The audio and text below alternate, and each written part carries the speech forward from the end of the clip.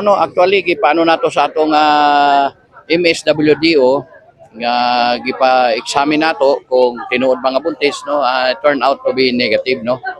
Dili siya buntis unya gahapon nangadto sila sa probinsya dito sa DepEd.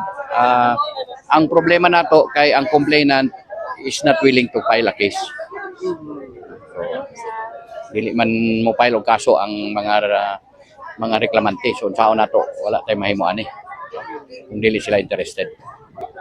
Murag senior high So pero dili sila buntis no as alleged nga buntis. And nag-usay sila gahapon dito sa DepEd kay ato tang pailan og kaso. So it so happen nga ang mga biktima dili willing mo file og kaso. Wala sad ko kapangutana kung naba sila relasyon or what, basta ang aton tatong tumo nga mapailan og kaso pero dili man sila mo file. Magkatubang sila kagapon no. So sa result sa akong information dili sila willing mo. Wala na magitay mahimo kung dili mo file ang reklamante kinsa man natong papailon. Kaya ang rape case it's a personal case. So kung dili interested ang party, wala nag-rape, di ba?